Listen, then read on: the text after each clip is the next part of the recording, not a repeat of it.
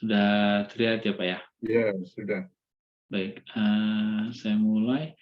Ini topik hari ini mengenai accident di construction activities. Nah, ini khusus untuk terutama di Indonesia Pak ya. Jadi saya lihat dari beberapa statistik, data statistik. Sekalipun data statistiknya belum up to date ya, karena biasanya kalau data statistik itu 3 tahun ke belakang sudah bisa dilihat saat sekarang, tapi ini ya, tapi lumayan bisa memberi gambaran bagaimana kondisi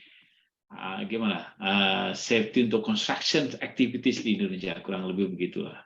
Biasanya kalau di industri oil and gas lebih mudah untuk mencarinya, kalau kita ke website migas ataupun bisa di ini, tapi ini nanti saya sampaikan. Maaf. Nah, bisa terlihat Pak ya? Halo? Terlihat Pak. Ya, baik Pak.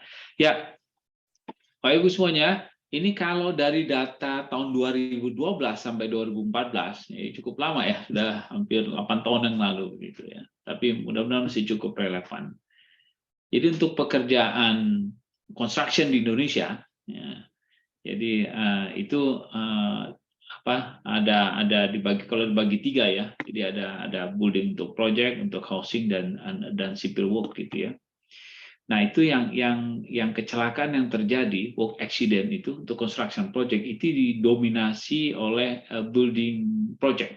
Jadi pekerjaan untuk pembangunan gedung-gedung begitu. Itu 47%. Nah, kemudian yang kedua itu housing. Jadi pembangunan perumahan itu ada kontribusi 42% dari kecelakaan kerja konstruksi di Indonesia. Dan sisanya itu civil work. Ya, civil work ya, pekerjaan sipil, pekerjaan tanah dan sebagainya itu 11%. Dan dari data ini, jadi kalau dilihat itu severity of accident, nanti saya jelaskan apa itu severity of accident yang masuk kategori di sini. Jadi ada 3 yang dilaporkan ini ya. Pertama fatal accident, kedua serious accident, kemudian catastrophic accident. Jadi kalau fatal accident itu ada fatality tapi 1 orang gitu ya. Kemudian serious accident itu terluka. Kemudian ada catastrophic accident, dia kalau korbannya banyak begitu ya. Nah, ini yang paling tinggi itu yang fatal accident, 68% kontribusi dari kecelakaan karena konstruksi di Indonesia. Nah, dari data statistik ini yang menarik begini. Kebanyakan kecelakaan itu terjadi pada pagi hari ya, pagi hari, kemudian siang hari gitu. Ya, pagi hari dan siang hari. Padahal mestinya orang bilang mestinya kebanyakan kecelakaan mestinya pada ketika mulai pekerjaan mulai selesai sore hari gitu ya. Jadi karena sudah mulai lelah gitu, nah kecelakaan bisa terjadi atau mereka mau buru-buru mau pulang ke rumah gitu. Tapi data ini menyebutkan bahwa justru terjadinya pagi hari maupun sore gitu ya, siang hari. Dan saya ingat kalau di oil and gas itu justru kecelakaan itu terjadi pada ketika pergantian shift. Jadi mulai pergantian shift maupun justru ketika mereka sudah mulai fatigue, yang sudah mulai lelah gitu. Nah, tapi di pekerjaan konstruksi yang biasa di luar itu tidak, pagi dan siang hari. Nah, most common type accident-nya gitu ya. Dari data itu electrical shock justru yang paling tinggi. Electrical shock ini tahun 2014 ya. Kemudian diikuti dengan falling from height, jadi jatuh dari ketinggian gitu. Dan yang ketiga itu struck by object. Jadi atau drop object ya, drop object. Jadi kalau ada yang jatuh, benda yang jatuh gitu kemudian menimpa seseorang di bawahnya. Nah, ini 3 hal ini. Electrical shock, kemudian jatuh dari ketinggian, kemudian drop object. Ini yang kontribut untuk yang tadi ini severity of accident, fatal accident, serious maupun katastrofik. Nah, sebenarnya dari frekuensi kalau dilihat bahwa dari frekuensi kecelakaan itu electrical shock ini frekuensi paling tinggi dari tahun 2014 ini. Nggak tahu kenapa, tapi memang ini dari data demikian, mungkin karena kekurang tahuan mengenai electrical safety di sini. Nah, selanjutnya tadi saya sebutkan catastrophic ya, ada fatal, ada serious incident. Jadi sebenarnya kalau yang minor sama negligible mereka mungkin tidak melaporkan, tapi yang catastrophic tadi number of fatalities terjadi dalam satu waktu. Ya. Nah, penyebab kecelakaan seperti kita ketahui ada unsafe act kan, ada unsafe condition ya. Unsafe act itu karena human error gitu ya. Kemudian unsafe condition karena lingkungannya yang tidak safety gitu. Nah, unsafe itu macam-macam, ada karena incompetent worker, karena dia kurang trainingnya gitu ya. Fatigue yang tadi, ya, dia kelelahan, kemudian negligence atau ignorant, jadi dia tidak melihat sesuatu sebagai bahaya gitu ya. Penggunaan PPE yang tidak benar, helmet yang tidak standar gitu ya, kemudian tidak menggunakan PPE, kemudian ya, belum lagi kalau misalkan ada barrier ataupun signage warning itu harus dipasang, mereka tidak melakukan gitu. Nah, ini yang unsafe. Unsafe condition macam-macam. Jadi kan misalkan mereka bekerja di lokasi yang slope atau dekat dengan eskavasi penggalian gitu ya, jadi berbahaya. Kemudian mereka bekerja di bridge yang di atas sungai gitu. Kemudian slippery workplace, tempat yang licin yang banyak airnya dibiarkan saja, dan ini unsafe condition. Belum lagi bekerja yang ada dengan power line ya, yang power line itu dekat dengan situ mereka tahu itu ada potential electrocution, ada power line tapi tidak dilakukan protection dan sebagainya. Ini unsafe condition. Nah, suggestion dari ada satu riset mengatakan begini, bahwa untuk penyebab daripada kecelakaan itu dia ada dua hal, mau bagi dua, administrative measure, ada PPE. Jadi dibagi dua, kalau dibagi dua gitu ya. Jadi 64% itu administrative measure dan 36% itu PPE. Administrative measure itu misalkan supervisi yang kurang, ya, kemudian seleksi dari worker yang kurang bagus, kemudian shift walking-nya juga tidak berjalan semestinya, reward dan punishment-nya tidak berjalan, gitu, housekeeping-nya buruk. Nah, itu ya, itu penyebabnya.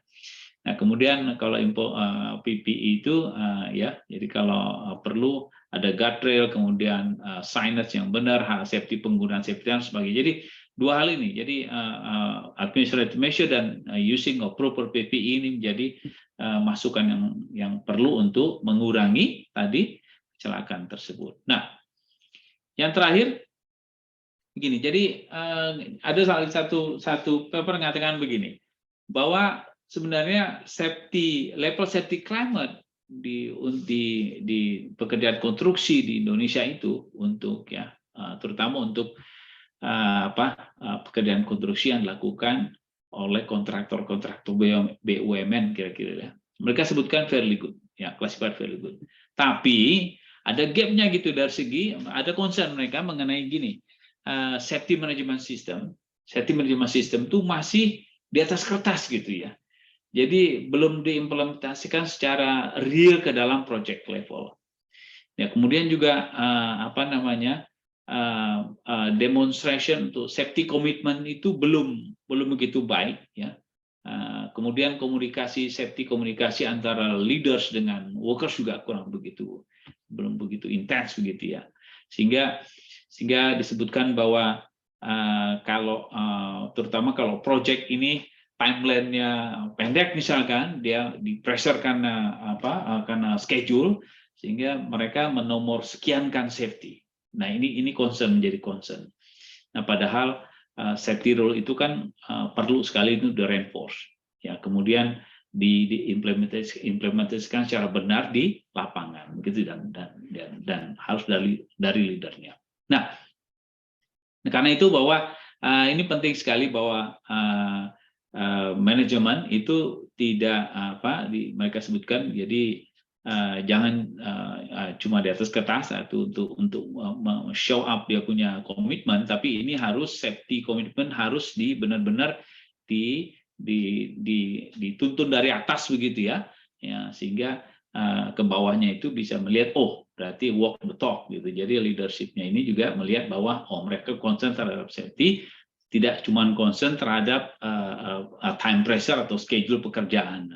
Jadi safety tetap menjadi nomor satu, kira-kira begitu. Karena pada akhirnya kalau good safety kan good business ya, good safety good business. Kalau ambil istilahnya si Dupont itu, good safety is good business. Jadi kalau safety yang baik gitu, maka bisnis akan berjalan lebih baik. Kira-kira begitu Pak Edi, Bapak semuanya. Semoga menjadi manfaat buat kita semua. Terima kasih. Assalamualaikum warahmatullahi wabarakatuh. Waalaikumsalam warahmatullahi wabarakatuh. Terima kasih Pak Hildiansyah atas penyampaian momennya. Kita lanjutkan dengan acara pokok kita yang akan disampaikan oleh Pak Ari Notokusumo. Waktu kami persilakan Pak Ari. Terima kasih.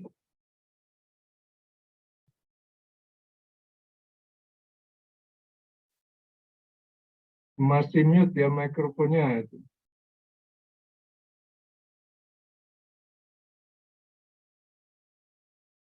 Mikrofonnya belum diaktifkan sepertinya, Pak Ari.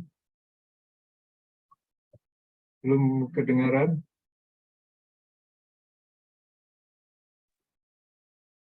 Assalamualaikum warahmatullahi wabarakatuh, Bapak Ibu sekalian. Selamat sore.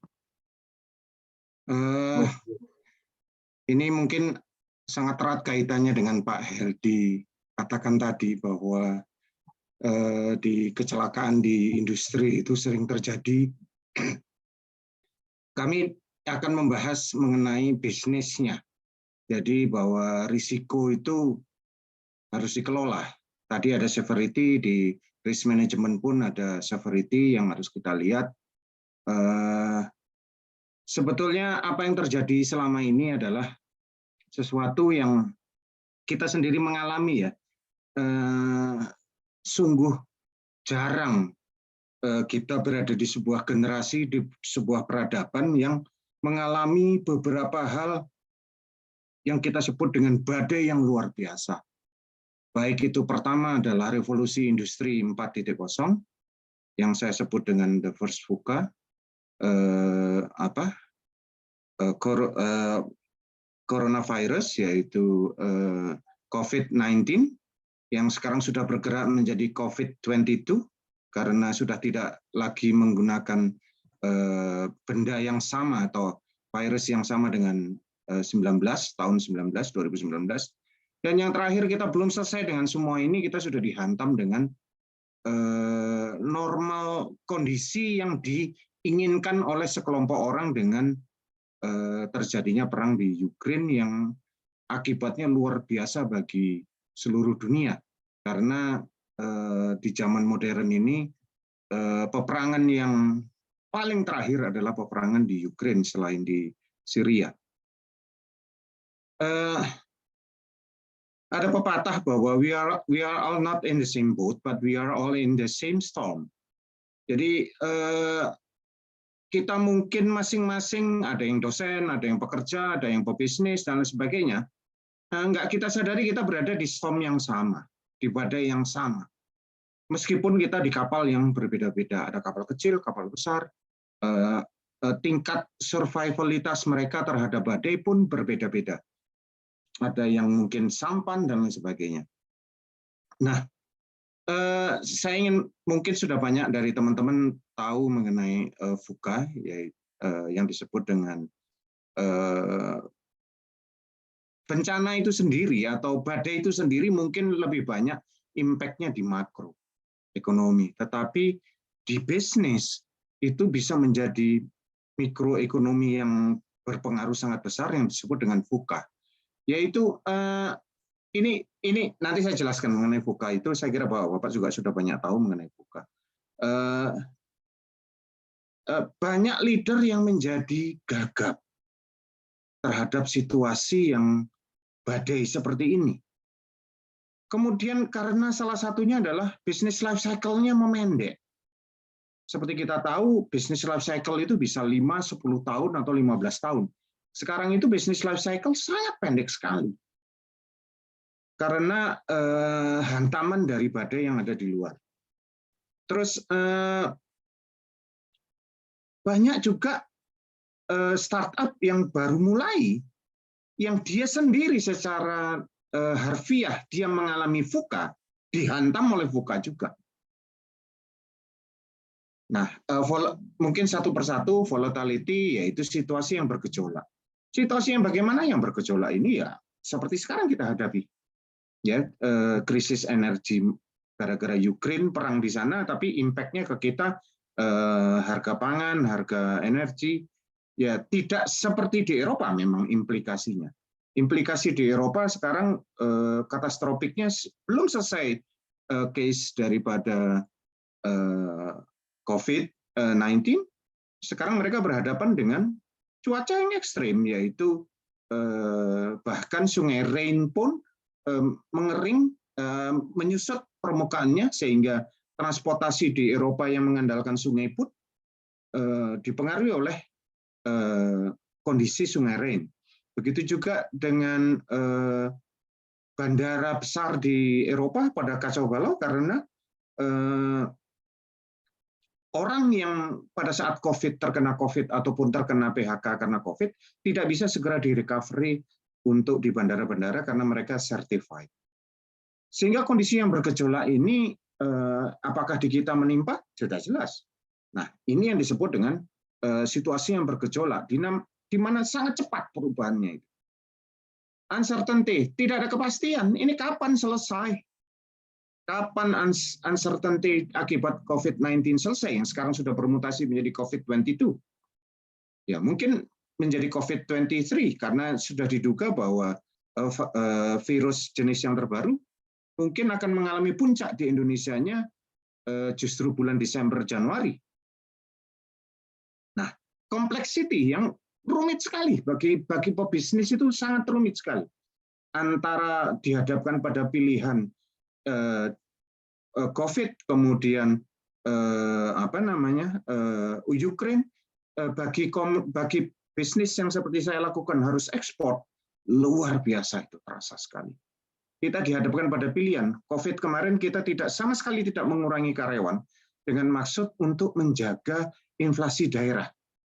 Kita berkorban untuk terus memproduksi, hanya mengurangi shift dari 3 shift menjadi 2 shift, agar tidak terjadi ketimpangan ekonomi yang berimpak kepada daerah. Sehingga kerumitan-kerumitan ini begitu, kompleksitasnya begitu tinggi, sehingga menimbulkan apa yang disebut dengan ambiguity. Jadi situasi yang kemenduaan. Jadi kita realitasnya itu menjadi kabur. Nah, kalau kita lihat di diagram fasa air, VUCA itu sebetulnya ada di termodinamika, yaitu kondisi yang disebut dengan titik triple atau triple point, di mana pada titik itu sangat mudah sekali sebuah fasa berubah dari padat ke cair atau padat ke gas atau cair ke gas atau gas ke padat. Nah, di sini dikenal dengan pentingnya second law of thermodynamics, bahwa kalor itu bergerak dari secara spontan dari yang kalornya rendah ke yang kalornya tinggi, dan sebaliknya itu tidak spontanius. Artinya di sini ada faktor yang disebut dengan entropi. Entropi kalau di dalam kehidupan sehari-hari adalah randomness disorder, di mana dipercaya bahwa bumi kita itu mengalami randomness disorder yang semakin meningkat. Artinya bahwa bumi kita akan menuju ke sebuah kehancuran. Nah, bencana-bencana ini adalah bencana yang randomness disorder-nya terus meningkat drastis. Satu fase belum selesai, harus masuk ke fase berikutnya. Fase berikutnya belum selesai, harus masuk kembali ke fase berikutnya. Artinya kita tentunya masih mengalami, menurut dugaan saya pribadi, kita baru di triple point, belum di critical point, di mana nanti akan menjadi sesuatu yang super kritis. Kita lihat yang pertama, revolusi industri. Awal abad 18 kita mengalami revolusi industri pertama, dari tenaga, semua yang menggunakan tenaga dan semua yang menggunakan binatang, yaitu kuda, sampai hari ini pun kita masih menggunakan horsepower sebagai satuan, dirubah menjadi steam. Pada saat itu industri-industri tekstil, industri transportasi berubah menjadi steam. Yang tadinya dengan kereta kuda atau kuda, kita menggunakan kereta api ataupun kapal. Di sini terjadi dedemokratisasi transportasi. Tadinya orang bebas, mau kemana aja, jalan kaki atau naik kuda, terserah. Sekarang harus dengan rel, karena masif, karena mass transportation mulai diperkenalkan. Kemudian akhir abad 18 mulai revolusi industri kedua, yaitu mulai mengenal mass production, electrical energy. Sekarang kita mulai electrical car dan sebagainya. But starting di abad 18, orang sudah mulai berubah dari steam menjadi electrical energy. Tahun 70-an kita masuk revolusi industri 3.0, yaitu komputasi, otomasi, elektronik. Pada saat itu komputerisasi lebih banyak untuk bukan untuk intelligent artificial dan sebagainya, masih sifatnya automation ya dan lain sebagainya.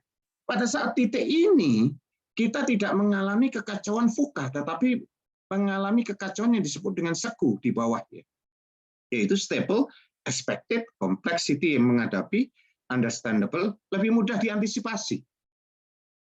Bencana menjadi sangat luar biasa pada saat tahun 2000-an, yaitu masuknya revolusi industri 4.0.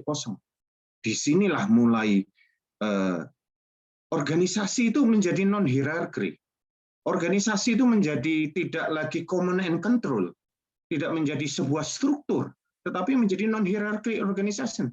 Dan pada saat ini collaboration itu muncul dengan natural, baik itu di bidang bisnis dan sebagainya, dan muncul orang yang lebih dinamik, yaitu dengan munculnya agile inovatif. Pada saat ini mindset transformation yang terjadi sudah berubah menjadi artificial intelligence. Pada saat inilah muncul yang disebut dengan VUCA. Pertama, ya kita lihat ada sistem cyber fisik yang menyatu, IoT, cloud computing, cognitive computing.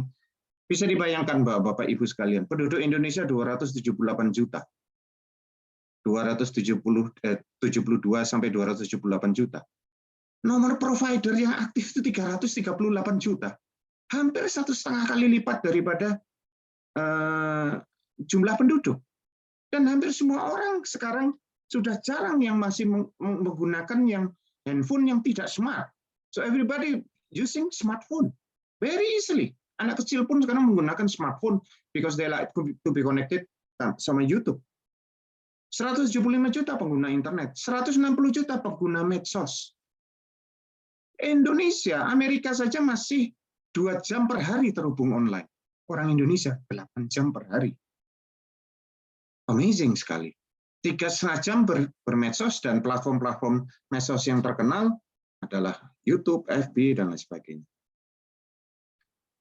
Belum selesai ini perubahan ini Bapak Ibu sekalian. Pada saat kita mengalami perubahan di revolusi industri yang menyentuh kehidupan kita, contoh saja, sekarang apa kita bisa?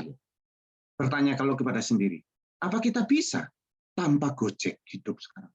Tanpa Grab, tanpa Shopee, tanpa media-media Bukalapak dan sebagainya, belanja online dan sebagainya. Rasanya sudah sulit ya. Mungkin kita masih mengalami ya.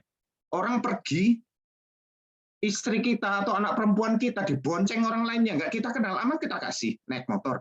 Sekarang mereka orang perempuan, istri orang bisa disupirin tukang gojek tanpa dia tahu siapa itu. Suaminya pun nggak tahu siapa itu. Bahkan naik mobil yang sama. Naik mobil yang nyupir nggak tahu, kita nggak kenal.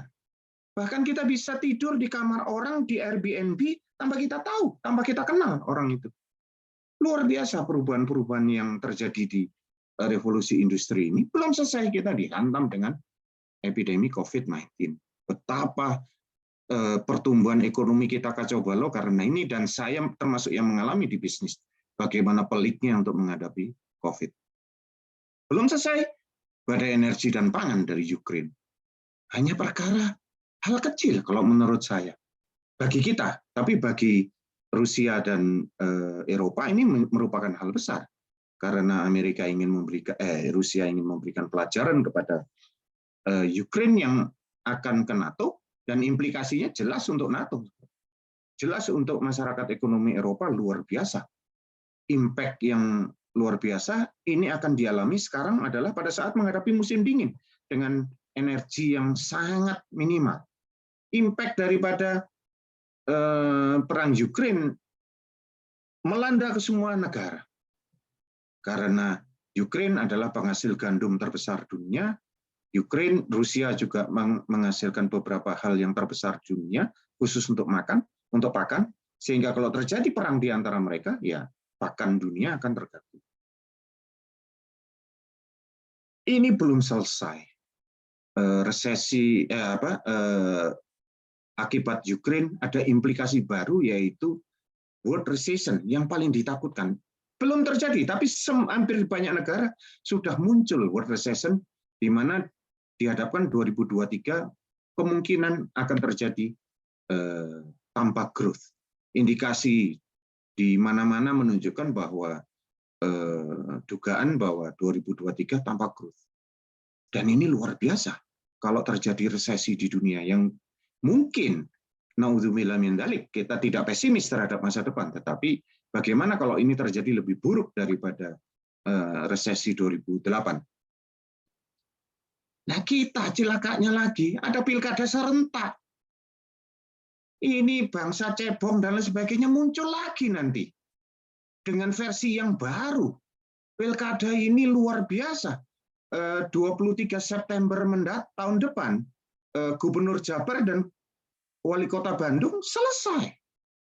Beberapa akan ada 504 kepala daerah yang akan berhenti dan dipilih oleh negara, tidak lagi dipilih oleh rakyat, yang masa jabatannya bisa lebih dari 26 bulan.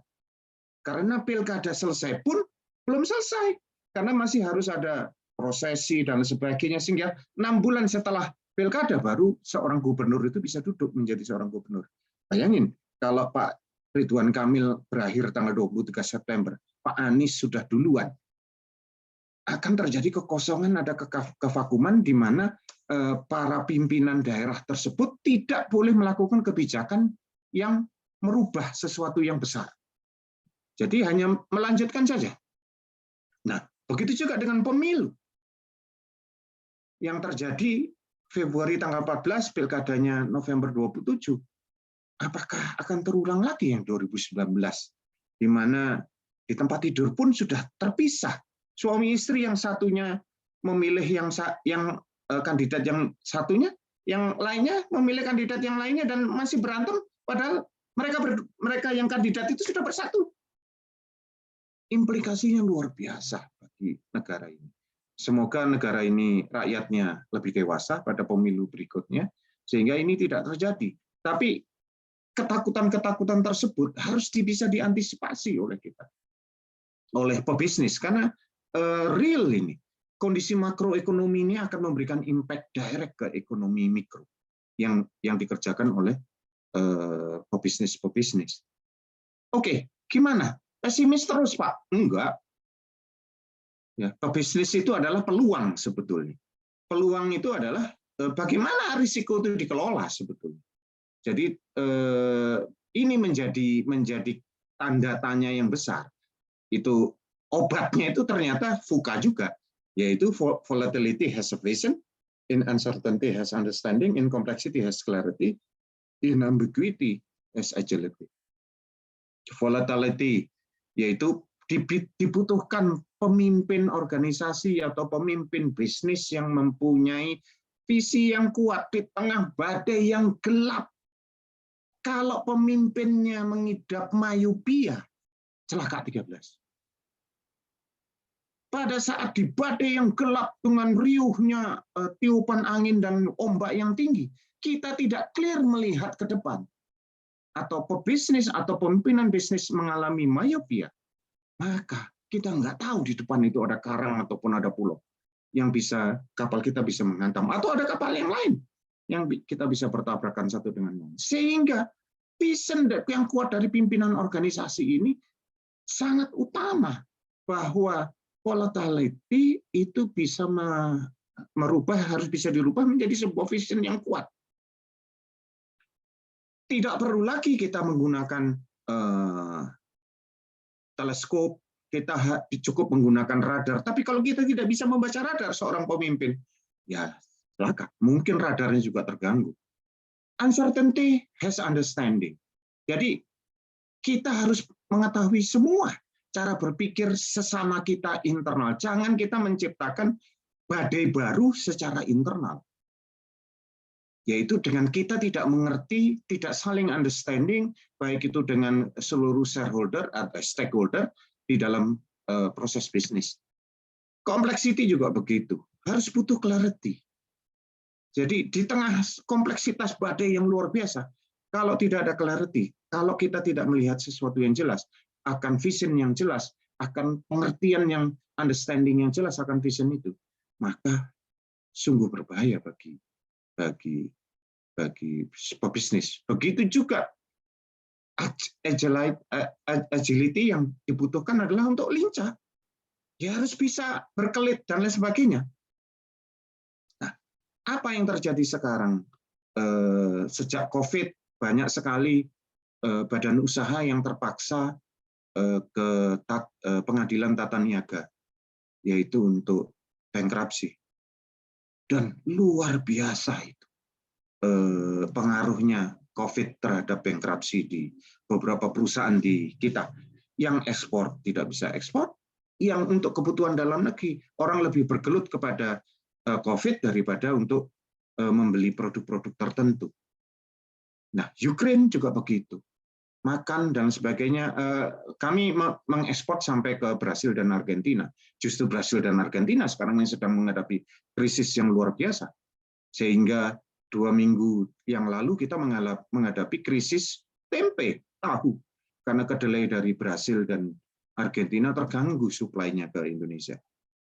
Dan ini terganggunya bukan karena harganya mahal saja, tetapi para pengrajin demo dengan tidak memproduksi karena sudah nggak kuat lagi menanggung ongkos produksi. Tahunya sudah dikecilin, tempenya sudah dikecilin, harganya masih tidak terjangkau bagi orang lain. Sehingga pada saat kedelai sampai 14.000 sudah tidak bisa lagi untuk mereka memproduksi tahu tempe yang kompetitif. Padahal ini tahu tempe adalah makanan yang dibutuhkan, yang menjadi makanan utama untuk kalangan menengah ke bawah. Nah, bisa dibayangkan, sekarang di pinggir jalan banyak UKM dadakan, UMKM dadakan. Tercatat di Departemen Koperasi, sekarang ada 59,2 juta UMKM. Bagaimana mereka siap terhadap VUCA-VUCA ini? 59,2 juta ini. Yang notabene mereka sebagian besar tidak mempunyai akses ke pemodalan dari perbankan. Mereka mencari pemodalan sendiri. Mungkin Bapak Ibu sekalian tahu ya, Melati alumni JKT48 sekarang pun jualan nasi bakar di pinggir jalan. Ya mungkin orang beli nasi bakarnya karena kualitas nasi bakar buatan ibunya, tapi juga karena Melati alumni JKT48 jualan di pinggir jalan. Tidak ada akses. Bagaimana kalau mereka bankrupt terkena badai-badai ini?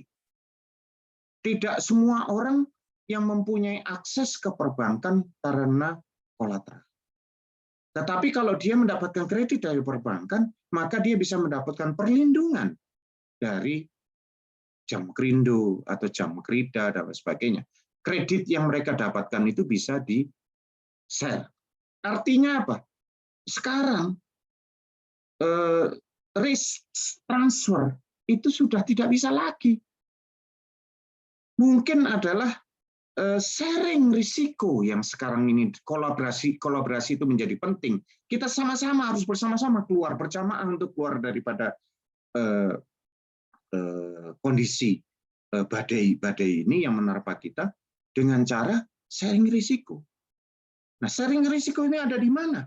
Di Indonesia sangat banyak Pak sharing risiko ini meskipun jarang dan sedikit orang mengimplementasikannya, yaitu dengan yang disebut dengan ekonomi syariah. Itu adalah sharing, bukan transfer. Kalau kita pinjam bank itu risk transfer. Tetapi kalau kita dengan syariah, dengan tanpa bunga, dengan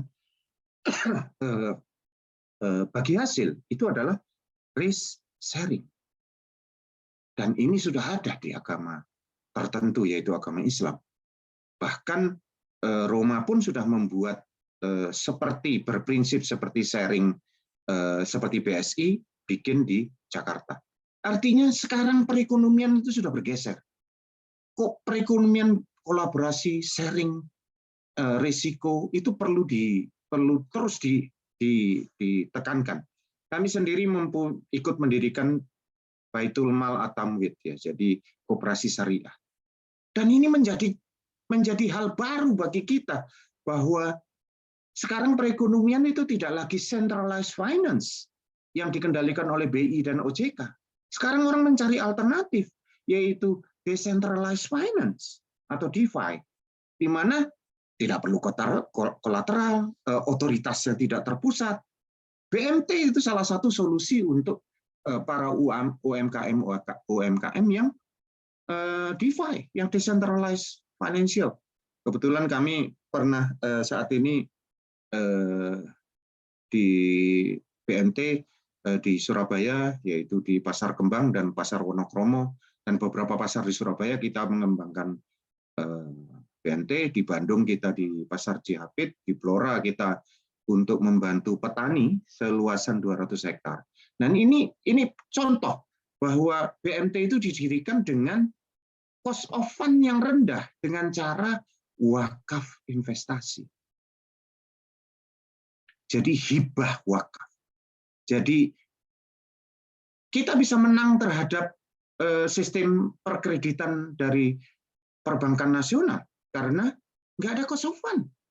Karena zakat itu modal dasar daripada BMT itu di-create dengan zakat yang kita sebut dengan investasi wakaf investasi.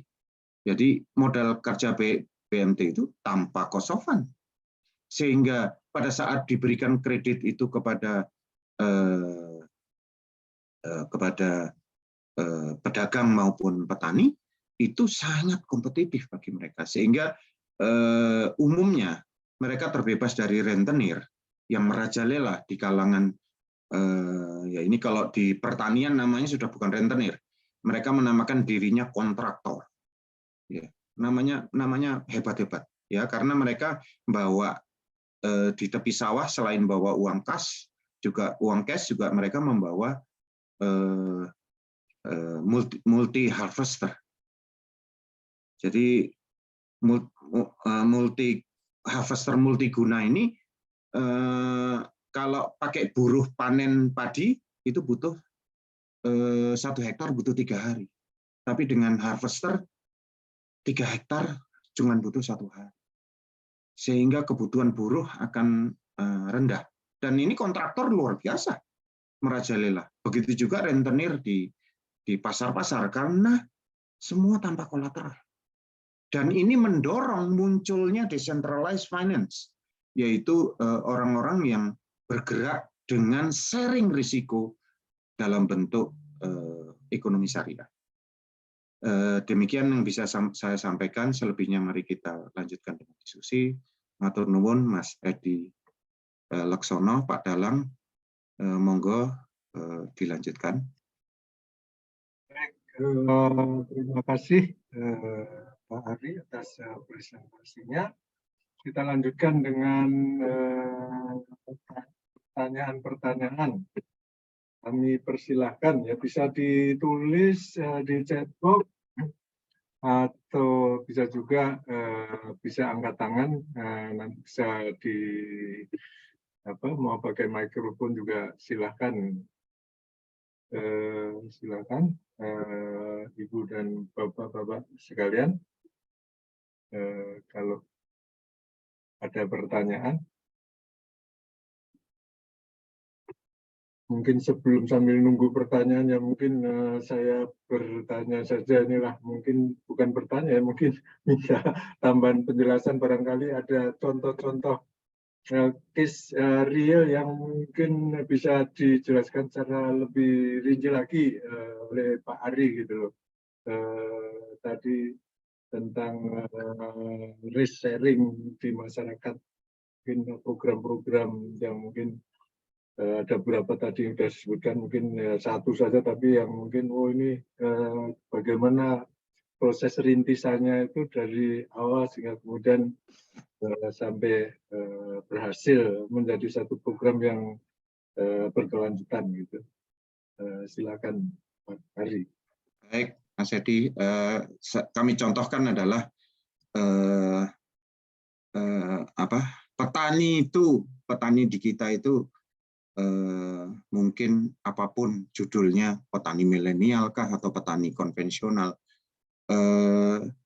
sangat sulit untuk mereka bisa ekspor ya. Meskipun ada beberapa koperasi petani kayak yang miliknya PTP 12 di Banyuwangi, koperasinya bisa ekspor, tetapi tidak semua petani mempunyai kemampuan ekspor. Dan ini karena pajak ekspor, perizinan ekspor, impor itu tidak mudah untuk petani. Artinya mereka lebih senang menerima cash di pinggir jalan. Nah, kami ada satu perusahaan yang kami miliki untuk ekspor siro uri, yaitu timun, pickle timun ya, atau acar timun, yang acarnya bukan acar seperti kita, tapi acar orang Jepang sana. Jadi timun F1, bibit F1 dari Jepang kita bawa ke sini, kita tanam. Mereka nggak mau F2 dan F3 karena F2 dan F3 potensi terkena hama lebih besar daripada F1. Jadi bibit asli dari sana ditanam di Indonesia. Ini untuk memecahkan masalah idle time-nya petani pada saat musim kemarau.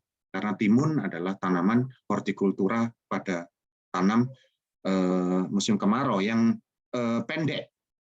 Cukup 22 hari sudah panen, dan 1 hektar bisa mencapai 20 sampai 22 ton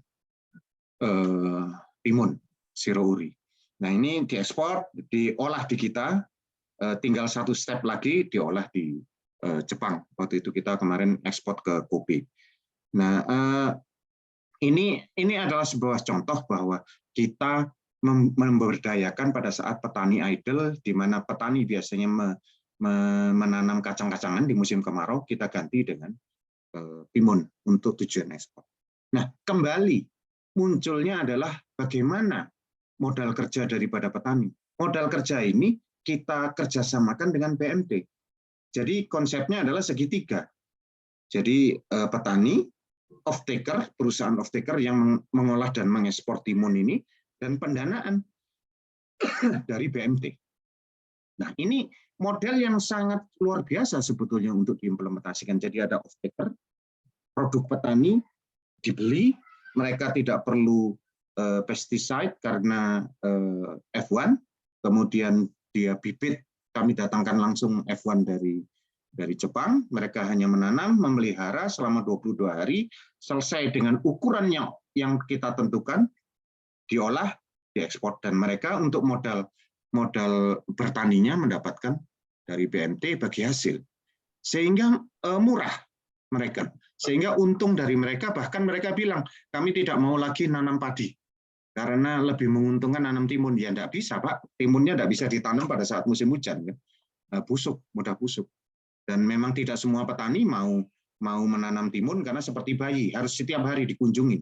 Kalau nanam tebu setahun sekali, nanam tebu ya ditengoknya mungkin beberapa kali aja, ditinggal pergi ke Kalimantan juga nggak apa-apa, tapi kalau timun harus setiap hari dikunjungi, sehingga butuh petani yang rajin. Nah, konsep segitiga antara off-taker produk pertanian, petani yang dimodali oleh Baitul Mal At-Tamwid ini menjadi kata kunci yang kemudian cukup berhasil kami kembangkan sehingga sampai setara dengan 200 hektar di Blora, Klaten, Boyolali.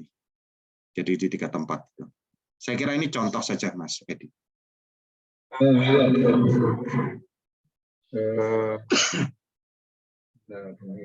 Ada suara banyak di tempat saya. Mungkin itu tadi juga masih cerita yang menurut saya cerita enaknya gitu kan, tentunya juga ada sulitnya ya, ada kendala-kendala. Paling tidak juga diperlukan pengetahuan, ini kan pengetahuan menanam timun aja mungkin juga langsung dipahami oleh pelaku dalam bertani gitu ya. Sebelum yang lain-lain, jadi misalkan gimana itu muncul ide ada timun ketemu sama orang Jepang, ini kan juga informasi penting lainnya juga. Nah ini mungkin sekarang ilmunya dulu lah. Ini kan ada pertemuan segitiga antara off-taker, terus kemudian penghasil produknya, dan kemudian ada investornya. Nah, untuk menghasilkan produk itu diperlukan pengetahuan, ya. Tidak sembarang katakan nih kamu tak kasih benih gitu kan, terus ditanam di lahannya terus juga langsung bisa tumbuh. Ini kan perlu ilmu pengetahuan. Nah, ini yang mungkin juga perlu dijelaskan oleh Pak Adi ini. Silakan Pak. Betul Mas Edi. Petani itu hidupnya adalah dari bertani. Sehingga dalam hidup dia tidak boleh dicoba-coba. Karena itu gambling sekali, risikonya besar sekali bagi hidup mereka. Sehingga prototipe itu kita selalu menggunakan demplot di sisi off-taker. Jadi kita kasih contoh dulu dalam bentuk demplot, kemudian mereka di training. Bahkan orang Jepangnya sendiri kita hadirkan untuk mentraining mereka. Jadi kita juga ada 2 sarjana pertanian yang di perusahaan kita yang untuk melatih mereka sampai mereka bisa. Intinya itu tidak semua petani mau, karena ini di awal adalah coba-coba yang bagi mereka tidak masuk akal. Untuk hidup kok coba-coba, ini hidup mereka bertani. Nah, tapi karena kita siapkan konsepnya bahwa semua produk mereka jelek maupun baik kita beli karena kita off taker. Jadi risiko bagi petani cukup kecil. Dan segitiga off taker, BMT dan petani ini membuat siklus uang itu tidak hanya menjadi M0 dan M1, tetapi sudah bergerak menjadi M2. Jadi memang kita belum bisa mengembangkan sampai M3 dan M4 ya, tapi kita sudah bisa memutar sesuatu yang sangat sulit di Indonesia itu, yaitu memutar lebih daripada uang kartal menjadi deposito, M1, kemudian menjadi yang lebih bermanfaat daripada deposito. Ya ini orang kita ini kalau kita punya aset dijual, yang punya aset terima uang didepositokan, selesai. Nah harusnya kan diputar uangnya ini, itulah di Cina. Uang kita yang diputar di M2 itu cuma 38%. Di Jepang dan di Cina itu lebih dari 100% uang M2 ini, yaitu bisa sampai 200%, sehingga ekonominya itu betul-betul bergerak. Nah, UMKM kita, contoh saja UMKM yang di PKL di pinggir jalan jual makanan yang begitu kreatif karena dengan mudah produk itu bisa ditiru dari YouTube. Sistem pemodalan mereka tidak mengenal ke profit sharing, tetapi mereka ke risk sharing, tetapi mereka minta atau pinjam dari keluarga. Sehingga pada saat bangkrut ya masalah dengan keluarganya gitu. Nah, kita UMKM kita kalau di pertanian ada disebut KUR, contohnya saja KUR ya, itu koperasi yang diberikan sebetulnya bukan petani, 50 juta per hektar. Yaitu bagi petani itu dianggap hibah, bukan dianggap kredit. Jadi yang pertama dibeli meskipun 50 juta sampai di petani mungkin tinggal 25 juta yang diterima petani. Satu siklus pertanian beras itu konvensional untuk butuh membutuhkan 1 hektar 16 juta meskipun petani tidak 1 hektar ya, rata-rata 3.000 sampai 5.000 meter persegi saja tanahnya itu. Tetapi intinya bahwa mereka bisa mengolah KUR itu 2 kali panen. Jadi KUR itu bisa diperuntukkan untuk 1 musim tanam, 2 musim tanam. Tetapi pada intinya kemudian mereka yang tadinya tidak punya hutang jadi punya hutang ke negara. Nah, dengan sistem BMT ini, contoh saja pedagang di pasar itu paling susah adalah memperkenalkan konsep risk sharing ini. Tapi begitu mereka mengenal, banyak dari mereka bukan hanya terbebas dari rentenir, tapi mereka sudah bisa menabung haji, bisa juga menabung emas, bisa juga menabung umroh. Yang ini sulit diperoleh pada saat mereka berhadapan dengan rentenir. Dan bagaimana Pak dengan bank-bank himbara, mohon maaf ya, Bapak Ibu sekalian, BRI untuk UMKM 16,5%. Untuk korporasi 9-8%. Dan kesian UMKM ini, mohon maaf ya Bapak Ibu. Dia harus menelan kredit 16,5%. Dia memutar menjadi M2, tetapi dia harus membayar sharing yang luar biasa 16%. Kalau BMT karena bagi hasil, jadi kalau dia rugi ya kita rugi. Kemudian dikembangkan di pasar-pasar itu, kalau pasar kembang adalah pasar kue ya. Di Surabaya itu pasar bukan jualan kembang tapi jualan kue, pasar kue. Nah, itu kita bergerak tidak lagi sharing risiko di pemodalan, tetapi kemudian berkembang sharing risiko di tepung terigu. Jadi kita yang memberikan tepung terigu ke mereka, bukan lagi uang. Nah, sehingga hebatnya adalah bahwa kita bisa deal dengan Bogasari dan sebagainya dengan kuantiti yang besar, dengan harga yang discounted, yang tidak mungkin diperoleh oleh pedagang-pedagang kue yang kecil di pasar kembang. Sehingga di Cihapit pun seperti itu. Jadi cashless itu kita mulai dengan BMT, yaitu pembayaran dan sebagainya semua sudah cashless. Mereka pun bayar sewa kiosnya lewat BMT kepada Perusda Pasar Bandung untuk membayar sewa dan sebagainya. Jadi memang Mas Edi, betul butuh pelatihan yang luar biasa, pemahaman yang luar biasa bagi mereka, tetapi kita berikan contoh dalam bentuk demplot. Kita ada demplot 2 hektar yang mereka bisa lihat kalau mereka tertarik. Tapi kita tidak memaksa. Tapi mereka membutuhkan karena musim kemarau mereka tidak tanam apa-apa kecuali kacang-kacangan.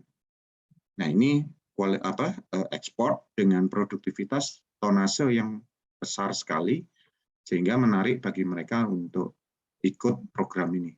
Kita memang hanya membatasi hanya pada saat musim kemarau. Demikian Mas Edi. Baik, terima kasih ini ya.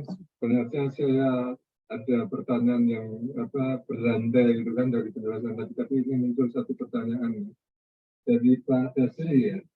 Izin bertanya Pak Ari, selain buka, tools seperti apa lagi sebagai acuan baik dalam bekerja, berusaha, dan berbisnis, dan saat kapankah buka tersebut dianggap berhasil diimplementasikan ke dalam dunia kerja dan bisnis? Terima kasih. Jadi kalau VUCA-nya sendiri itu adalah yang badainya. Tapi obatnya VUCA juga yang tadi vision dan sebagainya. Nah, tools-nya di kita itu mungkin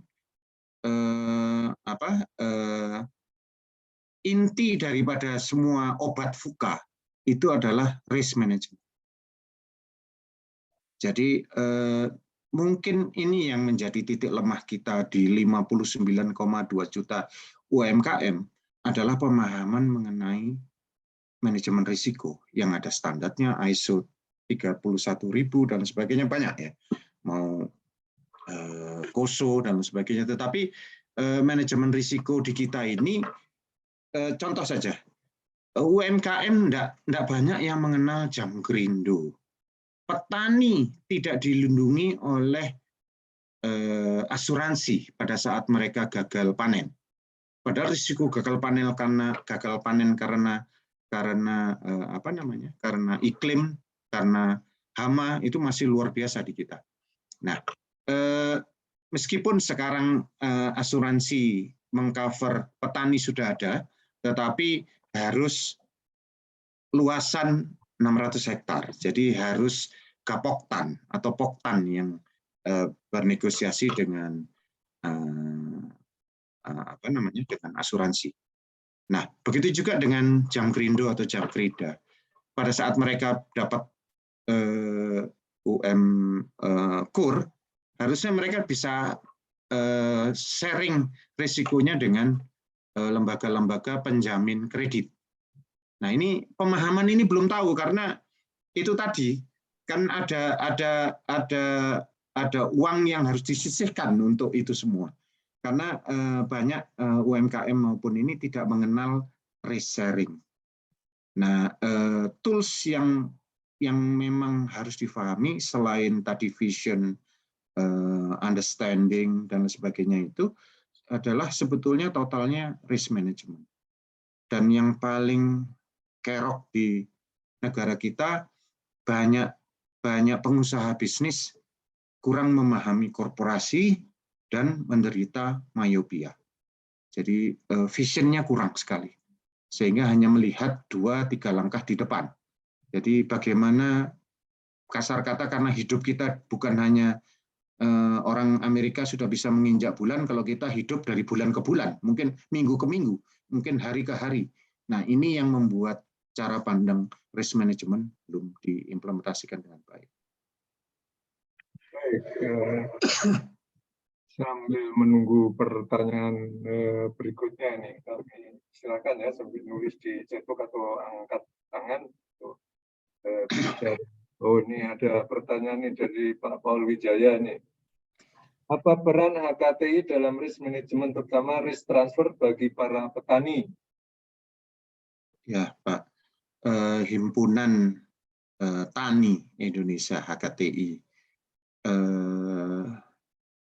masih Pak Prabowo ya ketuanya, itu memang ada sudah lama, Pak.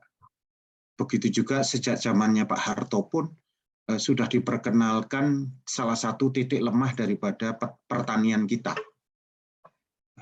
Pertanian kita itu tidak didukung oleh sistem pertanahan yang benar.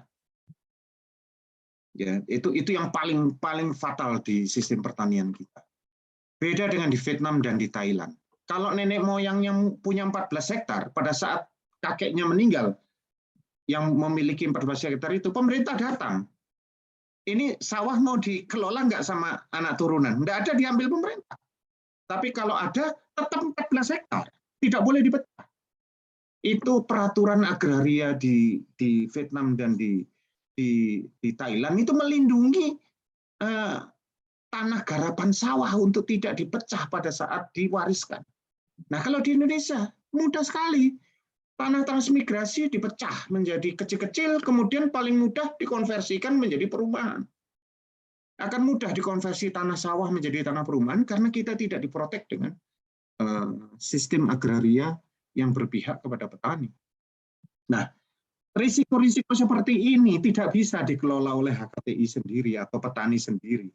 Negara ini harus berperan lebih terhadap petani. Di Thailand, tidak ada subsidi gas yang terkait, apalagi terkait dengan pupuk, tidak ada. Subsidi petani tidak ada di Thailand maupun di Vietnam. Tetapi di Thailand, 1 hektar petani tidak untung setara dengan 54 juta rupiah. Sisanya dibayar oleh pemerintah. Sehingga petani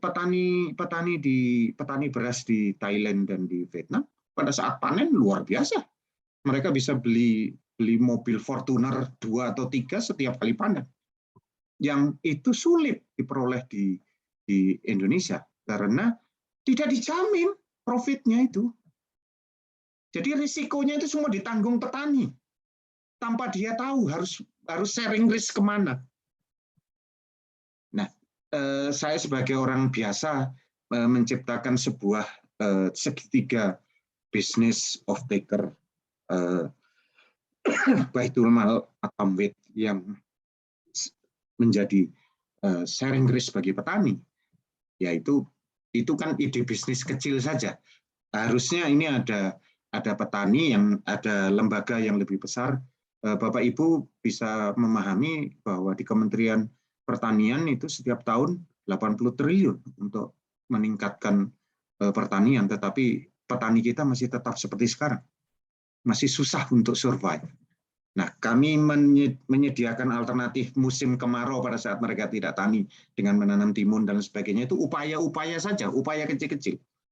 Hortikultura itu bisa diperkenalkan kepada petani-petani beras dan petani yang lain. Sehingga risk management ini nggak bisa dikerjakan oleh petani saja atau HKTI saja. Tetapi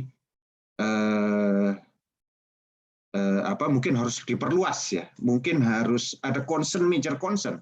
Nah, peraturan ini ada pertanyaan dari Pak Parwiyanto, mohon izin Pak Edi saya jawab. Sudah memberi masukan kepada Mentan untuk soal agraria.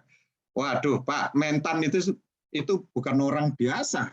Beliau tahu persis karena Vietnam itu tidak merdeka kalau tidak dibantu 400.000 ton padi dari Indonesia. Nah, kok sekarang kita tergantung? Ya memang mereka punya delta Mekong. Ya.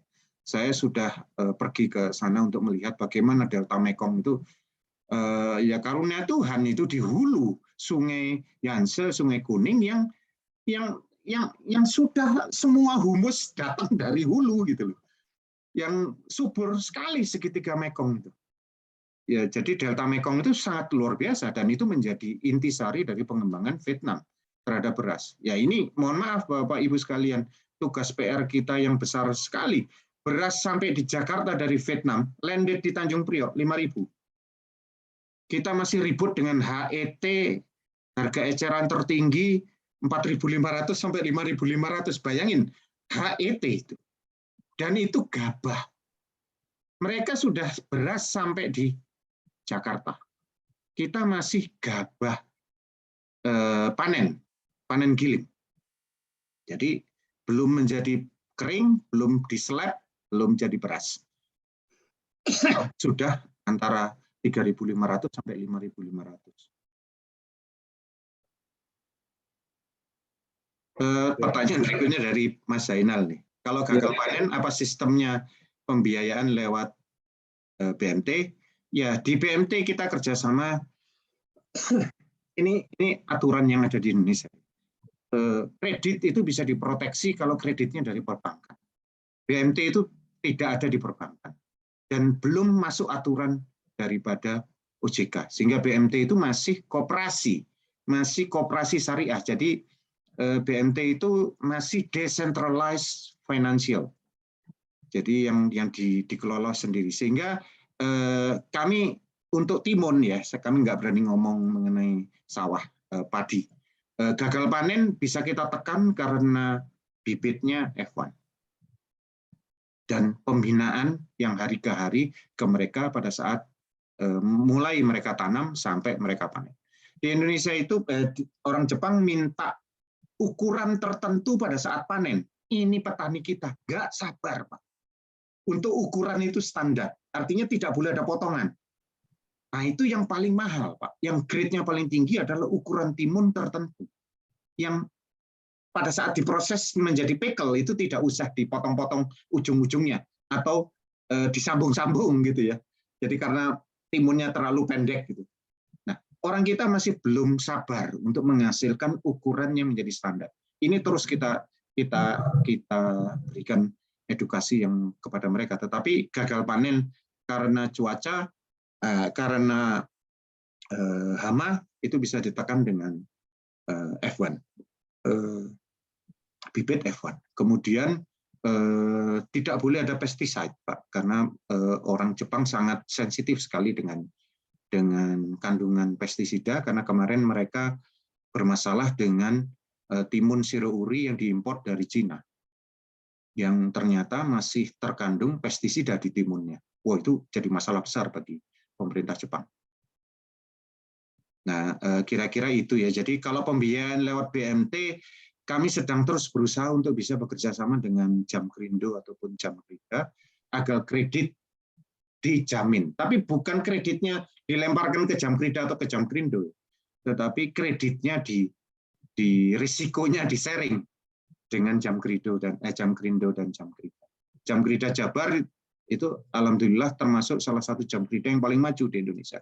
Meskipun mereka masih konsumtif ya. Tetapi next mungkin bisa dikembangkan untuk pembiayaan kredit yang non-bank. Meskipun aturan dari Menteri Keuangan sebagai penjamin kredit, mereka hanya menjamin kredit perbankan. Mungkin ini sambil nunggu pertanyaan datang ya, melanjutkan tadi yang tentang contoh tadi itu dari ide sampai implementasi, ide timun Jepang ditanam di Indonesia terus kemudian dibalikan lagi ke Jepang ini, dari muncul ide sampai bisa terlaksana ini waktunya berapa lama ini, Pak Ari? orang Jepang itu paling susah Pak untuk negosiasi ya, karena mereka basisnya trust. Mas Edi kan dari Jepang ya. Jadi luar biasa sekali, apalagi terkait yang masuk ke mulut mereka ya. Tetapi orang Jepang itu pada prinsipnya orang yang paling takut terhadap kelaparan. Karena zaman dulu tuh daimyo itu perang tuh tidak berhenti-henti. Sehingga mereka sangat takut dengan kelaparan. Sehingga mereka itu keliling Indonesia, Pak. Trader-trader besar itu keliling ke Indonesia untuk cari bahan makanan. Nah, banyaknya kita nggak tahu itu mereka itu siapa keliling ke Indonesia. Mereka mau mengajarin, bahkan mereka mau memberikan kredit modal kerja di depan kalau mereka sudah percaya. Nah, itu dari nol kita membangun bisnis itu berangkatnya karena ada permintaan dari trader. Kita keliling ya, kita ke Kobe, kita ke Kyoto, ke Tokyo, kemudian kemana kita keliling untuk berkenalan dengan trader-trader itu. Kemudian dari trader-trader itulah kita mulai merumuskan. Kita tidak hanya seori, tetapi bayam Jepang, kemudian terong Jepang juga kita ekspor untuk mereka yang dimana untuk memberdayakan masyarakat petani kecil. Nah ini butuh waktu paling enggak negosiasinya aja setahun itu Mas Edi. Mengajari petani setahun lagi itu. Setelah kita yakin, pertama kita supply dengan demplot kita ya, 1 bulan kita hanya bisa kirim awal-awal 1 bulan cuma 1 kontainer. Kemudian setelah 4 tahun kita dapat trust dari orang Jepang, baru bisa ditingkatkan 1 bulan menjadi 3-4 kontainer yang rutin. Ya ini susahnya kan mereka tidak mau tahu dengan musim ya, musim timun itu musim kemarau, tapi mereka tidak mau tahu. Ya ini kalau musim hujannya memanjang, bagus untuk petani, tidak bagus untuk timun kan gitu. Kemarin petani bisa panen 3 kali, ini sudah 2 tahun berturut-turut sehingga kita beras kita surplus karena 2 tahun berturut-turut climate change membuat hujan lebih panjang. Nah, musim kemarau yang jadi lebih pendek. Ya, akibatnya kita sempat turun waktu itu ekspornya karena musim yang berubah. Demikian Mas Edi. Jadi untuk bisa sampai stabil itu paling tidak butuh 3-4 tahun. Baru stabil bisnis itu. Oke. Baik, ini ada komentar ya, mungkin perlu dikomentari juga ini dari Pak Parwiyanto. Menurut pengalaman saya memang orang kita kurang produktif. Contoh sarjana pertanian kita saja kurang menjiwai soal pertanian. Dalam keseharian tidak pernah menyentuh petani. Sebenarnya tidak selalu bisa dengan segala teori akademis di dunia nyata. Entah kenapa kita kurang praktisi di lapangan. Gimana nih? Mungkin kaitannya dengan saya pernah ikut mengembangkan food estate di Merauke. Waktu itu dengan almarhum Suwargi Pak Arifin Panigoro. Ya, saya mengembangkan itu, beliau tidak ingin beradu dengan petani biasa. Jadi beliau ingin memproduksi basmati, long grain rice untuk ekspor. Ya ini pengusaha besar ya. Jadi dia nggak mau nanam padi biasa, tetapi dia ingin menanam long grain untuk ditukar dengan migas ke Timur Tengah. Ya emang di Saudi sana ada pertanian beras kan tidak ada ya. Berasnya semua long grain datang dari luar Jazirah Arab. Nah, kemudian kami membantu banyak petani juga di NTB. Ini mohon maaf ya, saya memang backgroundnya teknik fisika, tetapi jadi teknik pertanian ini jadinya. Karena tidak lagi teknik fisika.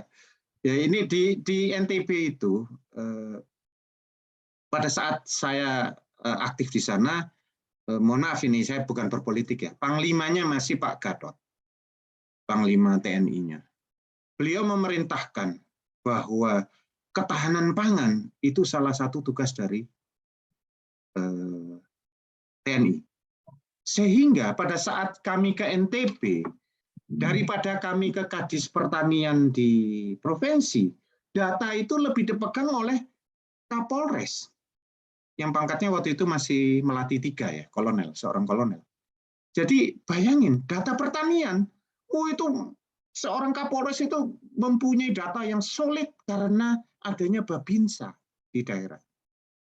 Jadi pada saat saya ketemu petani, pada saat saya rapat di kelurahan, tidak akan dimulai kalau Babinsa belum datang. Ini luar biasa sebetulnya. Bahwa kita sebetulnya nggak kekurangan ahli pertanian, karena Babinsa tiba-tiba menjadi ahli pertanian gitu. Nah, adapun penyuluh-penyuluh daripada Dinas Pertanian, itu menjadi pendamping dari Babinsa ini. Nah, ini konsep yang luar biasa sebetulnya, tapi ya pada waktu itu Panglimanya concern terhadap ketahanan pangan, sekarang mungkin berbeda lagi, ketahanan fisik ya, pesawat terbang, senjata dan lain sebagainya lebih utama. Nah, pada saat itu seperti yang diajarkan oleh Swargi Presiden Soeharto juga sama kan, beliau betul-betul menguasai mengenai pertanian. Nggak ada zaman transmigrasi. Di Merauke, saya ke sana ke Merauke, sungguh saya terkejut. Bahasa kedua mereka bukan bahasa Papua, tapi bahasa Jawa. Karena ada sekelompok orang yang ditransmigrasikan pada saat Pak Harto membuka, Swargi Pak Harto membuka sawah 45.000 hektar di Merauke. Dan di Merauke ada hal yang luar biasa yang sudah ada sejak zaman Belanda. Kami pernah menemukan sebuah konsep sudetan dari Danau Bovendigul, airnya dialirkan ke Merauke. Luar biasa Pak, zaman dulu itu. Sehingga pada saat dulu Jepang ingin menduduki Papua, itu adalah sebagai dasar mereka menyerang lebih lanjut karena merubah Papua menjadi pondasi pangan mereka pada saat mereka menyerang Papua. Ini ada pertanyaan. Iya nih, banyak ini pertanyaan. Imun F1 itu bukan hasil rekayasa ya, bukannya. Tapi F1 itu betul-betul datang dari sumber pertama dari Jepang. Jadi bukan hasil rekayasa. Orang Jepang itu sangat sensitif mengenai hal kayak begitu ya. Jadi mereka nggak mau produk yang mereka makan itu berasal dari rekayasa genetik dan sebagainya. Nah ini hebatnya mereka takut lapar tapi makannya milih. Yaitu hampir mungkin 40% daripada edamame yang beredar di Jepang datang dari koperasi PTP 12 ya, yang di Banyuwangi. Itu menjadi raksasa besar untuk edamame. Jadi mereka itu contoh ya, saya bekerja sama dengan salah satu trader namanya Kuroda. Itu mereka keliling. Setiap semester itu manajer salesnya itu manajer pembeliannya itu keliling Indonesia. Begitu juga Tokai Dempun ya, itu salah satu trader besar yang mengimpor edamame dari Banyuwangi itu Tokai Dempun. Itu mereka keliling. Di Jakarta ada perwakilannya, meskipun perwakilannya cuma sayuran. Edamame termasuk kategori sayuran.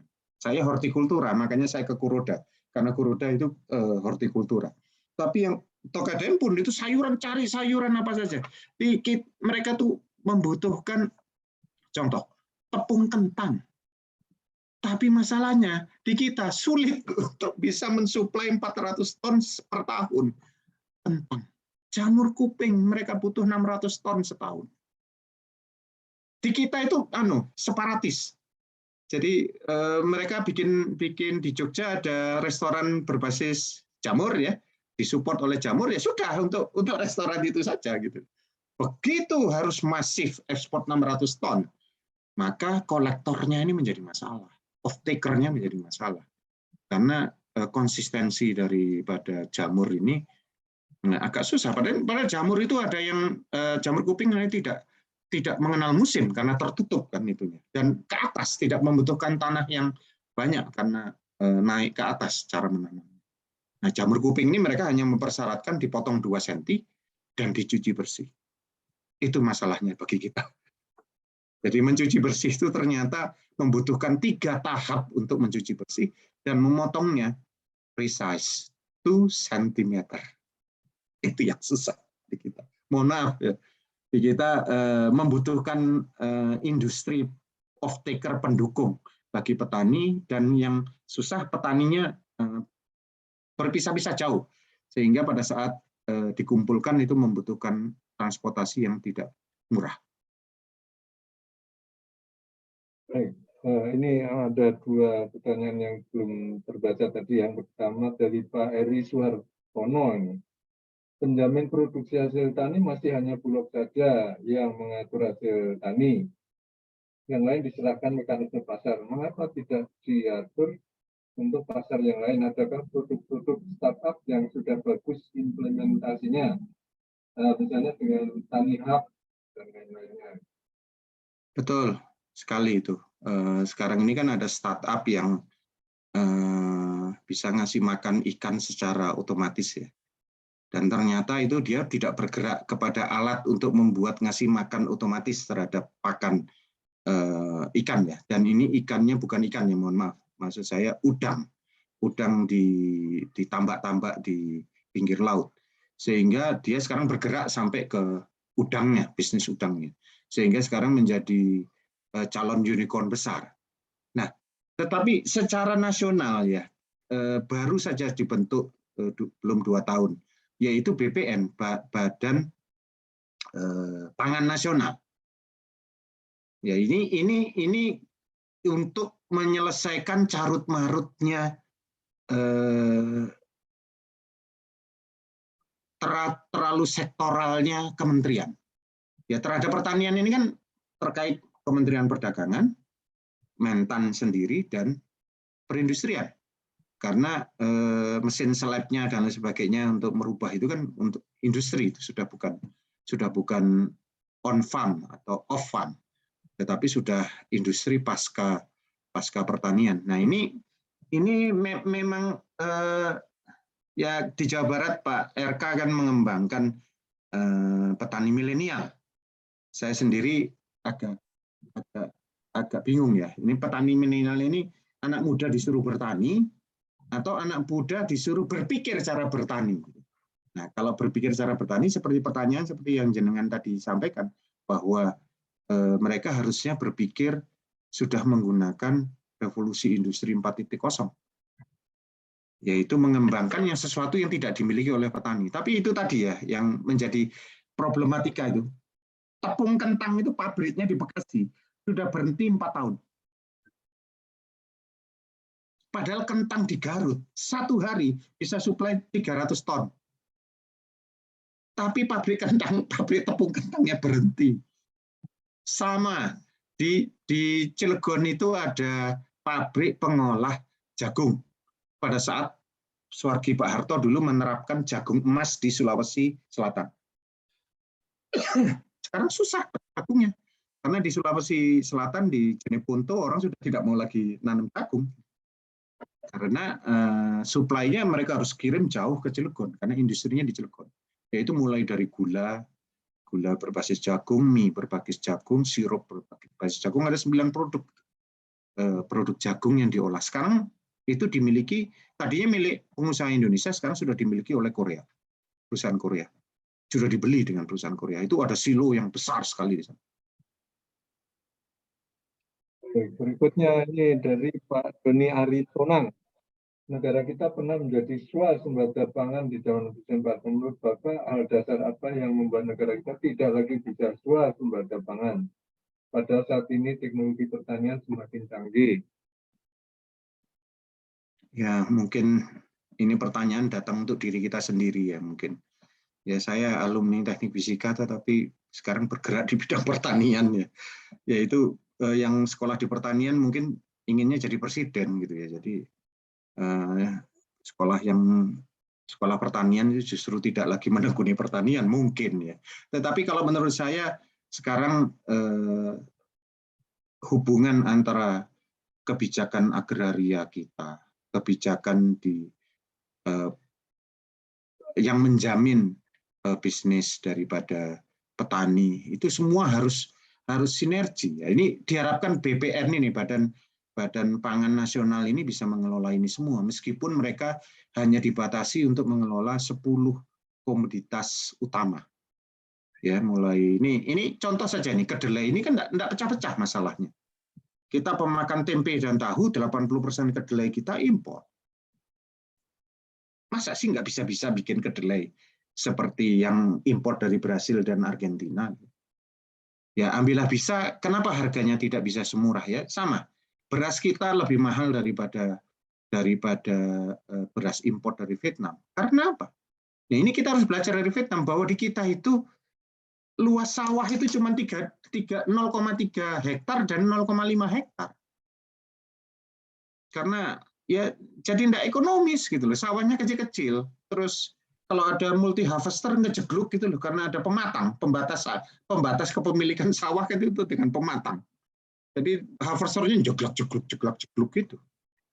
Jadi sehingga produktivitas pasti rendah karena terlalu rendahnya kepemilikan sawah dan dominasi petani sekarang kalau luasannya pun besar banyaknya sewa bukan dari kepemilikan tanah, sehingga pada saat mereka menghadapi perbankan untuk sistem kredit sulit.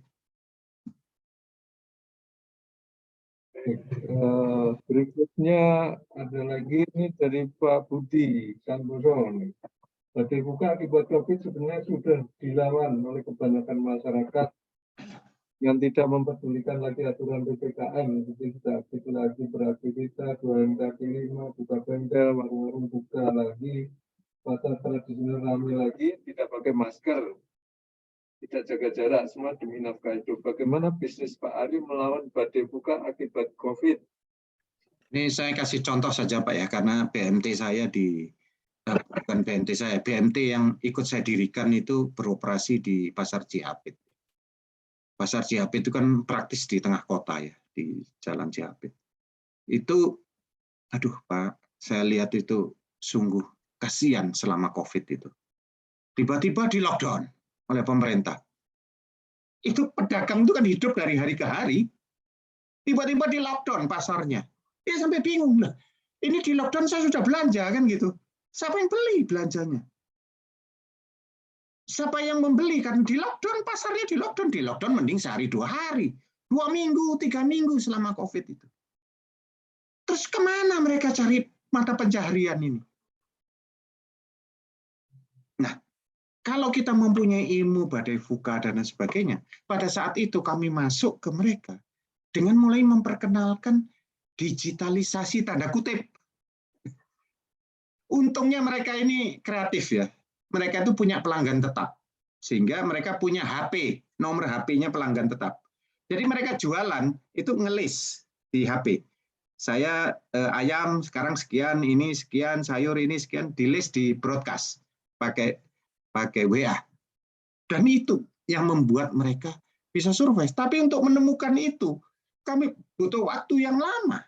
Tidak menggunakan platform, tidak menggunakan marketplace. Betul-betul hanya menggunakan teknologi WA.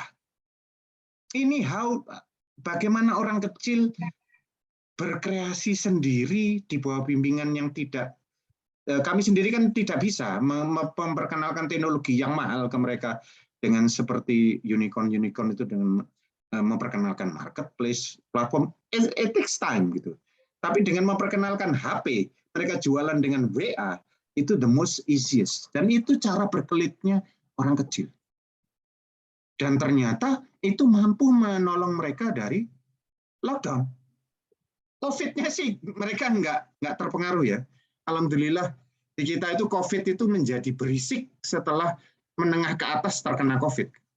Seperti yang terjadi di India. Pada saat menengah bawah yang terkena COVID tidak berisik, Pak. Berisiknya itu sampai bikin rumah sakit penuh. Nah, VUCA ini masing-masing menemukan sendiri. Petani binaan kami alhamdulillah tidak ada yang terkena COVID, Pak. Mungkin sehat ya, karena peringatan tiap pagi dan sebagainya. Nah, kesaning Gusti Pangeran ini bahwa rakyat kecil itu dilindungi oleh Allah dengan kreativitasnya mereka menggunakan HP, digitalisasi dengan HP saja, membroadcast produk mereka, sehingga mereka bisa bergulir meskipun di lockdown. Kalau enggak kan memang pemerintah memberikan apa kepada pedagang, kepada petani, memberikan kompensasi, ya cuman BLT saja, umum. Itu untuk menjaga daya beli masyarakat supaya inflasi tidak terpengaruh. Jadi bisnis besar Pak, banyak bagaimana berkelit terhadap VUCA.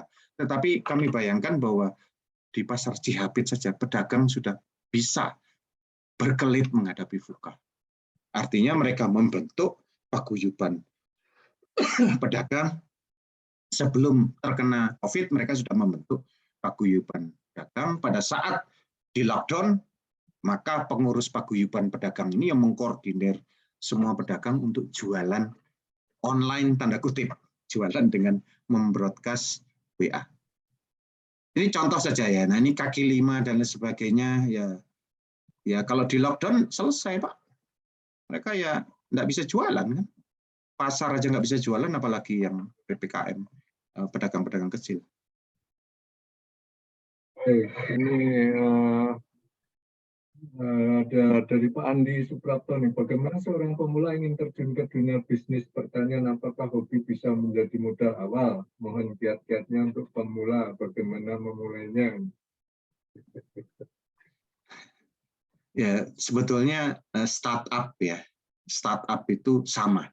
Mau di pertanian, mau di industri makanan, atau startup anak sekarang buka kafe, sama. Ada sebuah kurva awal yang tidak sejalan dengan uang yang kita keluarkan. Uang yang kita keluarkan pada saat periode awal startup, yaitu yang disebut dengan business life cycle, di awal, itu uang keluar lancar, uang masuk tidak lancar. Nah, ini yang menjadi, itu saya contoh melatih alumni JKT48 itu, di awal-awal nggak ada yang datang. Jualan di pinggir jalan, meskipun dia cantik, nggak ada yang datang. Tapi begitu ada orang yang memedsoskan dia, karena isunya menjadi nasi bakar alumni JKT48, gitu, bukan melatih lagi. Nah, sama Mas Andi ya, kalau seorang pemula ingin terjun itu ya startup ya, kalau mau lihat bagaimana profil bisnis life cycle itu harus diperhatikan, di mana pada saat kita mengeluarkan modal awal dan lain sebagainya itu belum tentu return-nya itu revenue-nya sama atau profit and loss-nya sama. Bapak Mas Andi bisa bayangkan saja berapa lama Gojek itu sudah ada di Indonesia. Sampai 2025 diproyeksikan rugi dari bisnis. Ruginya itu bukan kecil-kecilan, Mas, Gojek itu. Ruginya sampai 23 triliun per tahun. Karena pendapatan dia cuma 7 triliun, gitu, tapi ruginya bisa sampai 23 triliun. Gojek itu yang kita pakai sehari-hari, GoFood, dan sebagainya. Itu ternyata bisnis yang rugi.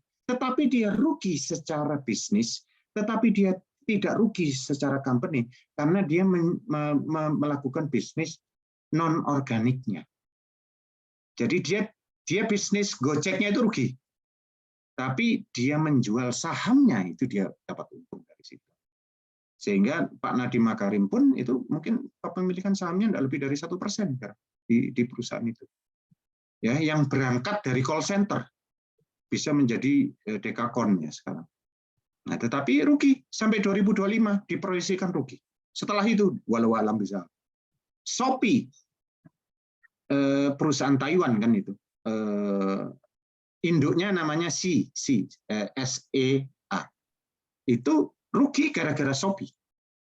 Untungnya perusahaan C Group itu adalah karena game, mereka memproduksi game, tapi hilang, hapus karena Shopee. Bukalapak, harga sahamnya turun terus, rugi terus.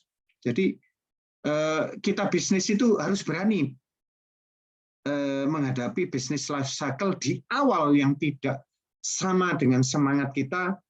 Nah, ini menjadi momok kan. Waduh, Pak, modalnya harus besar. Enggak, kalau kita pandai memilih bisnis yang tidak membutuhkan modal besar. Pertanian bisa berjamaah. Sekarang sudah banyak grup-grup yang membahas secara bersamaan mengenai pertanian, sehingga jangan bergerak sendiri, Pak. Kalau Bapak bergerak sendiri tidak ada sharing dengan apabila Bapak menghadapi risiko. Nah, kalau ingin terjun ke bisnis pertanian, mau berbasis hobi lebih baik, Pak, karena passion Bapak akan membantu Bapak banyak di pertanian. Tapi pemodalan itu menjadi kata kunci selain daripada semangat untuk bertani dan pengetahuan untuk bertani. Dan bisnis life cycle harus diperhatikan. Di awal-awal pasti bocor yang disebut orang dengan bakar uang. Yaitu enggak tahu sampai kapan itu Gojek mau bakar uang. Tapi kalau di BUMN sudah diganti 5 kali itu di rootnya. Kalau ada kerugian sampai 23 triliun, Pak. 2025 itu 2024 mungkin di atas 23 triliun, bisa sampai 25 triliun rugi. Siapa yang nomboi? Pemegang saham. Ekuitasnya akan turun terus. Baik, ini masih ada yang muncul lagi dari Mas Amar Jibal Balat. Cintanya lagi Pak Ari, ini ada kasus di dekat rumah. Awalnya lahan pertaniannya sangat subur dan sangat panen dengan hasil yang baik, dan untuk 4 tahun belakang ini lahan pertaniannya tidak dapat ditanami lagi. Lalu para pemilik lahan pertanian lebih memilih untuk dijual tanah kaplingan. Kira-kira apa penyebabnya lahan pertanian itu menjadi rusak? Waduh, ini nanyanya harus ke sarjana pertanian. Yang ada ilmu pertanian memang ada sendiri jurusan ilmu pertanian. Tapi saya kasih gambaran Bapak Ibu sekalian ya, bahwa saya pernah ikut mengembangkan lahan pertanian di salah satu pulau di Kepri. Ini inisiatifnya terlalu cepat. Ya, padahal kadar asam tanahnya sangat tinggi karena pengaruh laut ya. Nah, itu di pulau itu sudah ada rice mill, sudah ada pabrik pengolahan beras daripada sawahnya gitu loh. Ini orang Indonesia banyak yang kepintaran gitu. Jadi rice mill-nya dibikin dulu. Nah, ini kan di Indonesia itu juga aneh Pak ya. Pabrik gula ada, pabrik beras jarang didengar kecuali yang kita sebut dengan selepan. Nah, ternyata di kemudian hari pulau itu lebih menguntungkan untuk dibikin solar cell untuk mensuplai Sinarmas ke Singapura, listrik Singapura, daripada bertanam padi. Karena nilai ekonomisnya mengalahkan pertanian itu sendiri. Padahal Mentan sudah bikin rice mill. Nah, ini karena kondisi tanahnya memang sulit. Untuk dapat 1 hektar 3 ton aja sulit. Pada waktu pertama kali saya ikut mengembangkan rice estate-nya, food estate-nya di Merauke, itu pakai dokter dari IPB Bogor, itu ahli tanah. Itu pada saat muncul buah dari padi, itu warnanya beda-beda. Ternyata untuk mengelola 10.000 hektar berbeda karena air, kemerataan air, kemerataan pupuk, kemerataan pestisida itu menjadi kata kunci. Nah, segitu tanahnya itu aluvia, jadi tanah kelas 1 untuk pertanian. Nah, ini mungkin saya nggak ngerti ya, tadi yang bertanya mengenai tanah yang menjadi rusak. Tanah yang menjadi rusak itu bisa jadi karena tanahnya memang awalnya sudah jelek, atau memang dia dirusak karena salah penanganan tanah yang mengakibatkan ini Mas Amar Jebal. Jadi mengakibatkan tanahnya menjadi rusak, sistem penanganan kita. Kalau orang kuno dulu ada waktu istirahat dari musim tanam satu ke musim tanam berikutnya. Jadi tanahnya kenapa jerami itu dibakar dan lain sebagainya, itu kan polusi sebetulnya ya, bahkan mengakibatkan kecelakaan di tol. Tapi mereka melakukan itu untuk mengistirahatkan tanah dan untuk memupuk ulang, untuk menangkap nitrogen lebih banyak dari karbon jerami yang dibakar. Nah, ini mungkin banyak di kota yang bertaninya tidak mengikuti kaidah pertanian yang luhum di kita. Jadi akibatnya sembrono. Ya, jadi banyak lahan yang lebih mudah akhirnya dikonversi menjadi perumahan. Apalagi kalau tanahnya di sebelah perumahan, harganya lebih enak dijual perumahan. Karena agraria kita aturannya tidak mendukung pertanian. Mohon maaf. Baik, ini ada 2 lagi nih. Lama-kelamaan semakin panjang nih kalimatnya.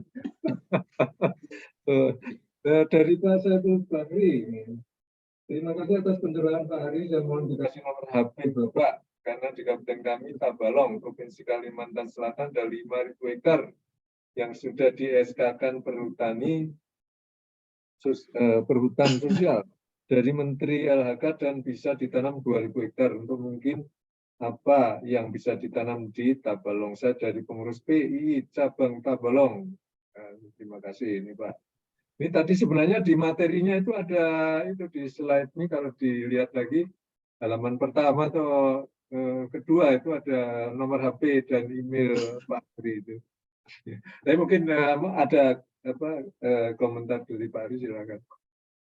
Ya Pak, Bapak Ibu sekalian, ya sekarang ini memang ketakutan akan resesi pangan ini melebihi daripada yang lain ya, karena seperti kita tahu ya, CPO kita kemarin minyak goreng bermasalah, itu minyak goreng aja masalah di negara ini, heran ya. Padahal kita penghasil CPO terbesar di dunia. Ya, ya karena itu tadi di kita itu tidak bisa meleverage, Pak. Contoh yang paling dasar adalah apabila energi dihadapkan kepada pangan. Nah, ini sudah susah ini.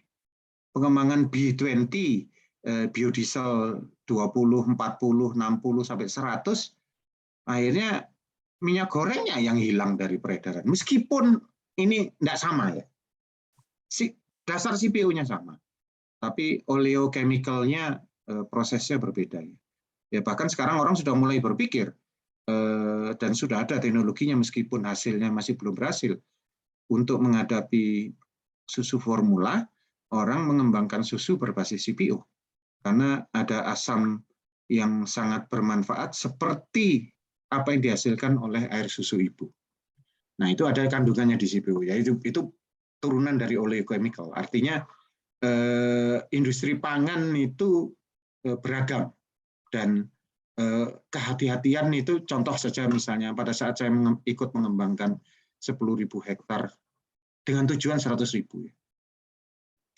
Itu hutan yang dikonversi menjadi lahan pertanian itu boleh.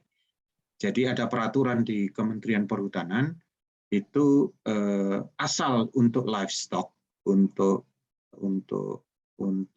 cadangan pangan itu hutan boleh dikonversi menjadi lahan pertanian, tapi tidak dikonversi jadi perumahan ya. Nah itu pada saat itu ya dibedol dulu hutannya. Saya suka nangis itu di pinggir hutan itu kalau melihat cara bedol hutan itu pakai 2 bulldozer, pakai rantai, jadi dibedol sama akarnya, Pak. Aduh itu saya nangis, nggak ikut nanam manusia ini ya. Hanya untuk perutnya sendiri hutan harus dibedol. Nah tapi ya itu yang terjadi di kita seperti itu ya kadang-kadang. Nah ini kalau misalnya 5.000 di Tabalong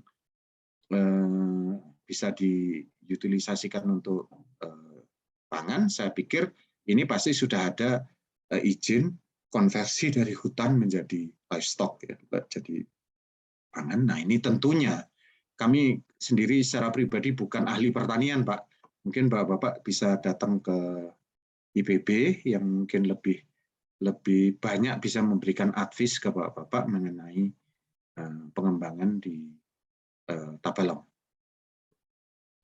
Ya, ada satu lagi nih. Jadi Pak Zainal nih, harga jual gabah kering jauh di bawah harga beli beras. Jadi mungkin untuk beberapa minggu petani bisa memakai beras hasil panen sendiri. Bagaimana cara pengaturan harga menurut Bapak agar ini tidak terlalu tinggi, apalagi kalau ada event seperti tahun baru, puasa, harga-harga otomatis naik. Apalagi BBM naik, kenaikan harga jadi berantai kemana-mana, kendali harga pasar oleh mobil-mobil bulog tidak efektif. Bagaimana nih komentar Pak Ari ini, silakan. Ya, Bapak ini begini ya, saya sendiri melihat ya, ini mohon maaf sekali. Ini contoh saja ya, saya tidak mengeneralisir. Mungkin karena sampling saya terlalu kecil. Pada saat saya di Pulau Lombok, di NTB, itu orang NTB taunya bukan bulog ya, tapi dolok. Karena di daerah ya, jadi dolok. Nah itu petani itu enggak mau Pak, berasnya dibeli oleh dolok. Karena belum apa-apa sudah dicolok-colok. Nah, yang paling ngenes sebetulnya, yang paling menyedihkan, petani itu tidak pernah panen beras. Petani itu panennya bulir di atas batang padi. Karena sudah ditebas. Ya, padahal nilai ekonomis itu 55% itu datang dari saat bulir dipanen sampai jadi beras. 55% daripada nilai ekonomi. Banyak petani tidak menikmati itu. Petani menikmati yang 35% atau 45% pada saat bulirnya masih di atas batang padi. Sehingga tidak menikmati gabah kering giling, apalagi menikmati beras. Gabah kering panen pun dia nggak dapat gitu loh. Sehingga kalau itu HTE, HET, itu yang menikmati bukan petani sebetulnya. Hampir banyak itu dinikmati oleh sekelompok kecil orang yang menamakan dirinya kontraktor. Kontraktor itu maksudnya penebas. Kalau bahasa kasar kita penebas. Nah, ini menjadi banyak ya. Saya ada pabrik di Muter, Sukoharjo.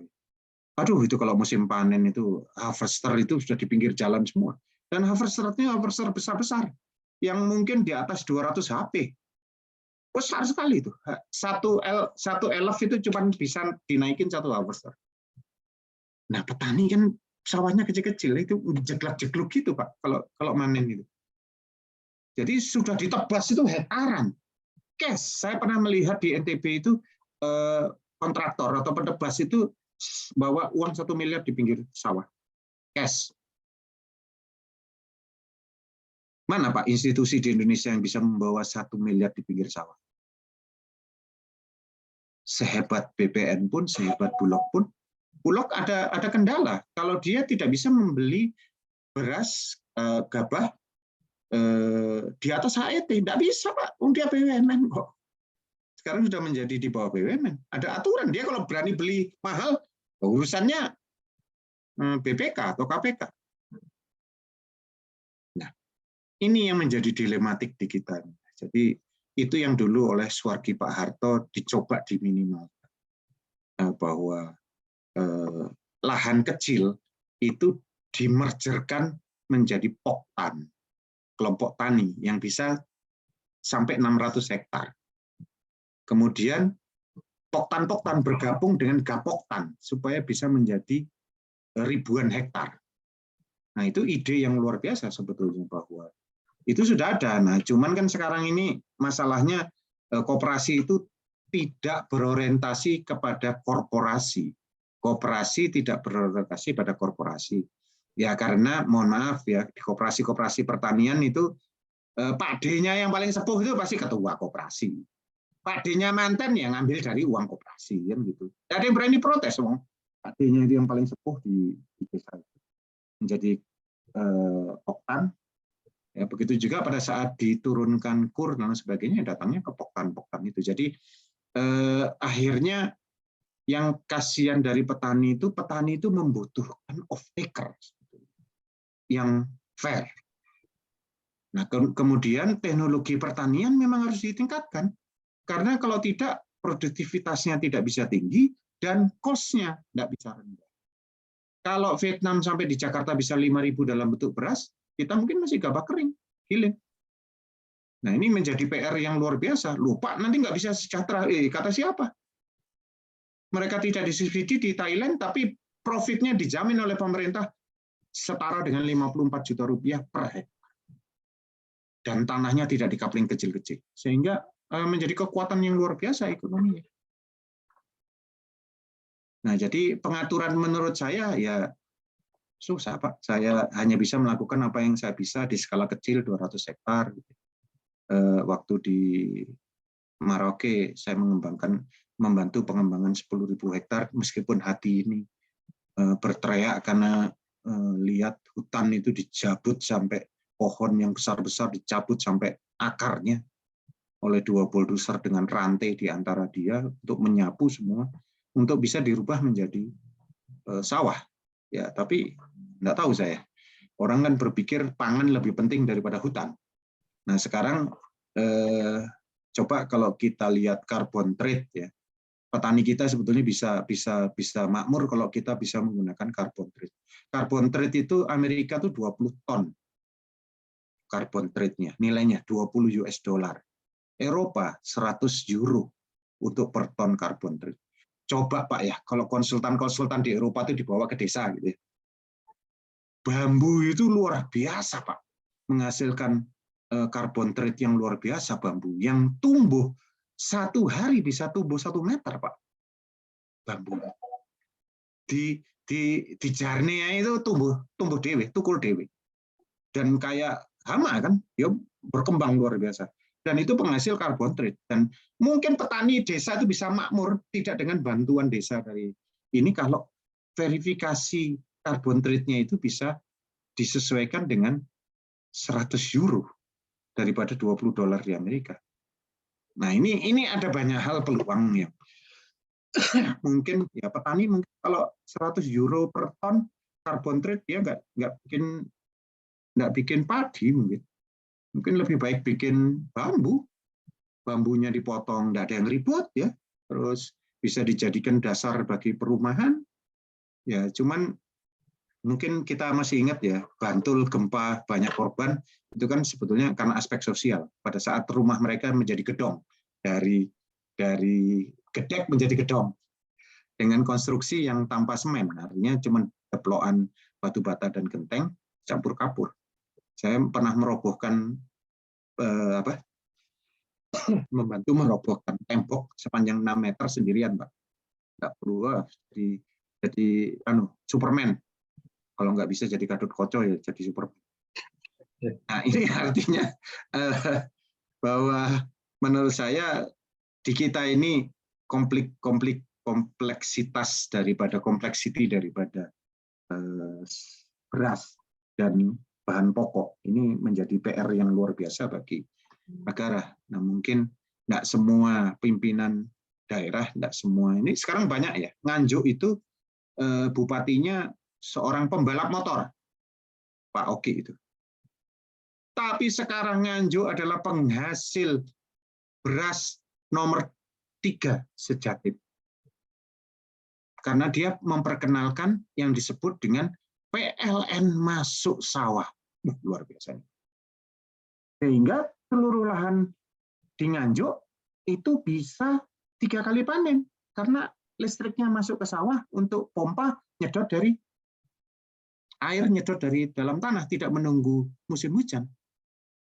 Nah ini alangkah baiknya kalau mereka diperlengkapi dengan pompa yang berbasis solar cell yang tidak perlu ongkos PLN untuk pompa-pompa ini. Ya ini butuh insinyur, ini butuh PII. Ini yang kuto kabeh ya. Saya baru mau komentar tentang PLTS yang sudah di. Nggih, monggo Mas Edi.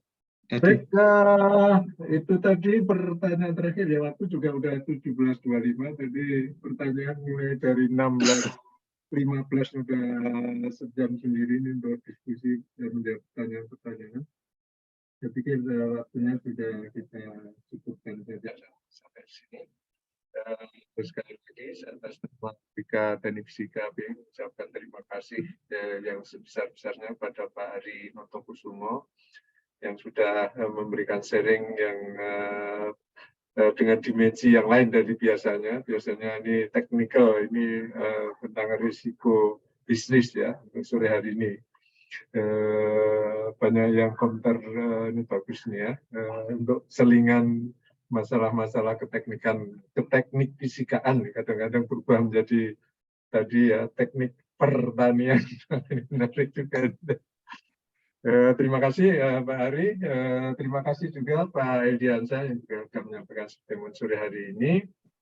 Terima kasih juga pada ibu-ibu dan bapak-bapak sekalian yang juga masih bergabung di acara webinar Bika Teknik Fisika sore hari ini. Kita lanjutkan acara kita minggu depan ya. Mohon maaf kalau ada hal yang kurang berkenan. Salam sehat-sehat selalu dimanapun berada. Tetap disiplin protokol kesehatan. Ini COVID-nya meningkat lagi ya. Dan kita selalu dilindungi dan sehat walafiat. Terima kasih. Selamat sore. Wassalamualaikum warahmatullahi wabarakatuh. Waalaikumsalam. Waalaikumsalam Terima kasih warahmatullahi Pak Edi. wabarakatuh. Pak Ari, terima Matur kasih nuwun, banyak Pak. Pak Edi, matur nuwun, Mas Edi. Terima kasih Pak Edi. Terima kasih Pak Ari. Sama-sama, Pak. Terima Mohon kasih izin Pak saya. Heldi. Turun semuanya untuk waktu dan Mohon izin, Lip. terima kasih.